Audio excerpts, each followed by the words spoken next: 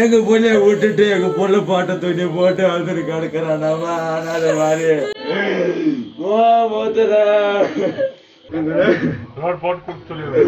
Road போட்டிருக்க சாய் ஒரு ஆஜி போட்டல கட்டிருக்க எங்க புள்ள பேரு அப்பதான்.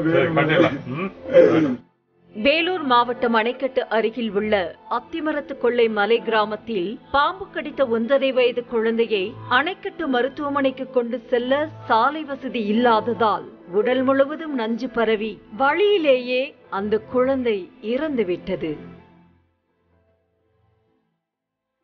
உடற்கூராய்விற்கு பிறகு அவசர ஊர்தியில் எடுத்து செல்லப்பட்ட குழந்தையின் உடல் சாலை வசதி இல்லாததால் பாதையில் இறக்கப்பட்டு 10 கிலோமீட்டர் தொலைவிற்கு பெற்றோர் நடந்தே சுமந்து சென்றனர்.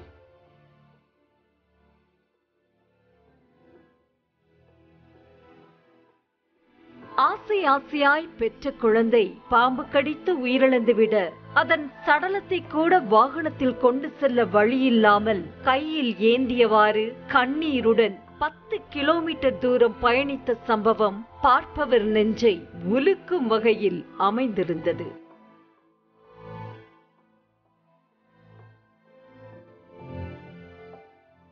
மலை கிராம மக்களின் வேதனை குறித்து நியூஸ் தமிழ் செய்தி வெளியிட்டதன் தொடர்ச்சியாக திங்கட்கிழமை காலை பாம்பு கடித்து குழந்தை உயிரிழந்த மலை கிராமத்திற்கு நேரில் சென்று ஆய்வு செய்து குடும்பத்திற்கு ஆறுதல் கூற சென்றார் வேலூர் மாவட்ட ஆட்சியர் குமாரவேல் பாண்டியன்.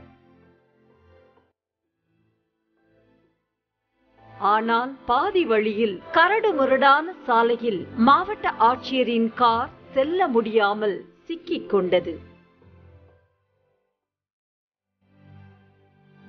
இதனையடுத்து அருகில் இருந்த பொதுமக்கள் கற்களை அடுக்கி மாவட்ட ஆட்சியரின் கார் மேலும் செல்ல வழி ஏற்பாடு செய்து மலைப்பகுதிக்கு எடுத்து வந்தனர்.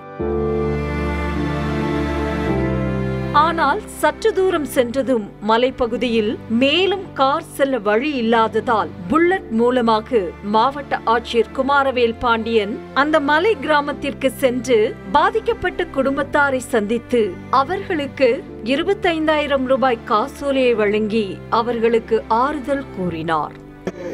எங்க புள்ளைய விட்டுட்டு எங்க புள்ள பாட்ட துணி போட்டு வந்து கிடக்குறானாமா அனாத மாதிரி